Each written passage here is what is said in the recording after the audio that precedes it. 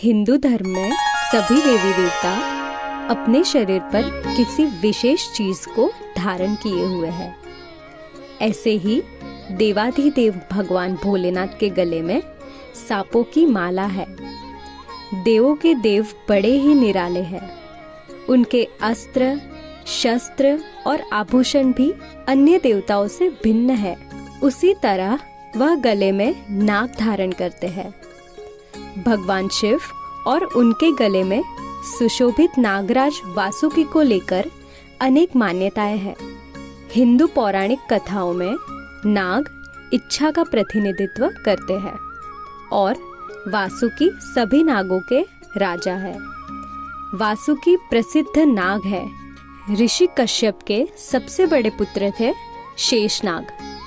नाग पुत्रों में बड़े होने के कारण शेषनाग नाग राज्य के राजा बने, परंतु ब्रह्मा जी से वरदान प्राप्त करके नागराज शेषनाग ने अपना राज्य त्याग कर अपने छोटे भाई वासुकी को नागलोक का राजा बनाया।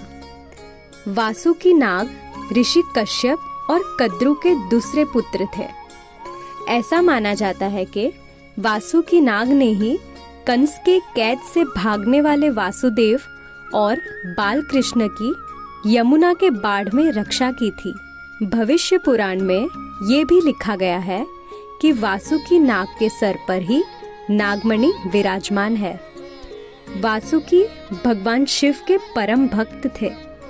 वासुकी नाग ने भी अपने बड़े भाई शेषनाग की तरह भगवान शिव के भक्ति और सेवा हेतु राजपाट त्याग कर अपने छोटे भाई तक्षक का राज तिलक करवाया। वासुकी नाग की शिव जी के गले में परिधान होने के विषय में पुराणों में अनेक कथाएं हैं। कहा जाता है वासुकी नाग के भक्ति से प्रसन्न होकर शिव जी ने उन्हें वरदान मांगने को कहा। वासुकी नाग ने शिव जी के समीप रहने की और उनके अन्य गणों की तरह उनकी सेवा करने की इच्छा व्यक्त की और भगवान शिव ने उन्हें अपने गले में धारण कर लिया। एक कथा के अनुसार कहते हैं कि समुद्र मंथन के दौरान वासुकी नाग को ही रस्सी के रूप में मेरु पर्वत के चारों ओर लपेटकर मंथन किया गया था। समुद्र मंथन के पश्चात वासुकी नाग का पूरा शरीर लहूलुहान हो गया था। उसके बावजूद भगवान शिव को जब विष पीना पड़ा तो वासुकी नाग सहित अन्य नागों ने भगवान शिव की सहायता की। उसी पर प्रसन्न होकर भगवान शिव ने उन्हें अपने गले में स्थान दिया। तीसरी कथा है भगवान शिव और माता पार्वती के विवाह से जुड़ी। भगवान शिव और माता पार्वती के विवाह के समय देवगणों ने भगवान शिव को श्रृंगार का आग्रह किया, जबकि भगवान शिव का श्रृंगार से कोई संबंध नहीं था। इसलिए उन्होंने श्रृंगार की जिम्मेदारी नागों को सौंपी।